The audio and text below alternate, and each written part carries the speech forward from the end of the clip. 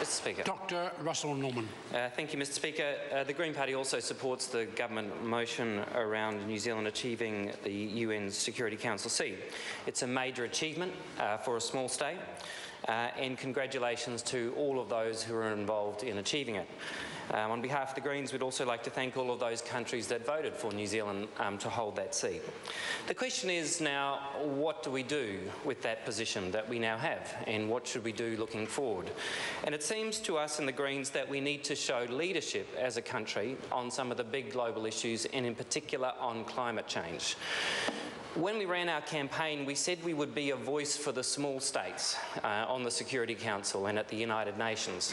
There are many, many small states across the Pacific whose very existence is under threat as a result of sea level rise, as a result of climate change. If we are to be true to our campaign slogan that we would be a voice on the United Nations Security Council for those small states, then we need to show leadership on climate change. Mr Speaker, climate change should be recognised as an international security threat by the United Nations Security Council, and New Zealand should support that position.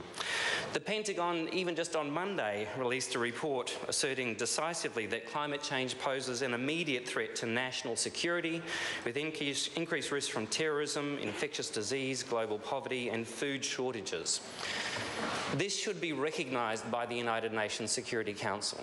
Moreover, if New Zealand is to provide leadership on climate change, as it should, and if it is to stand up for small island states, then we must also take action to cut our own greenhouse gas emissions.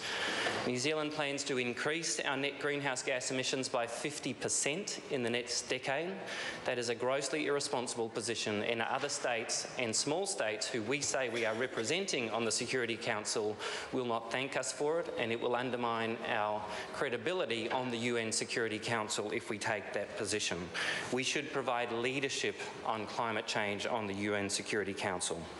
Secondly, and this is to reflect partly also David Shearer's contribution, we need to have an independent foreign policy. The Prime Minister's more recent statements that we should get into a new war simply because our traditional allies are doing so is the antithesis of an independent foreign policy.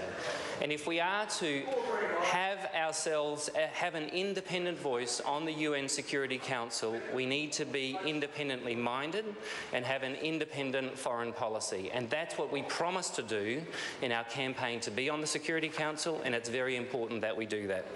So we asked to be on the world stage, Mr Speaker, and now we are there. And we are not thrust onto it, we sought it, which is fair enough. And our small country will be judged on how we exercise our responsibilities to the rest of the world, both those alive today and those who are yet to come, and how we exercise our responsibilities to the environment of planet Earth. And I hope and I look forward to New Zealand exercising those responsibilities in a way that makes us all proud. Mr Speaker. Right Honourable Winston Peters. New Zealand First wishes to acknowledge the very significant achievement of New Zealand winning a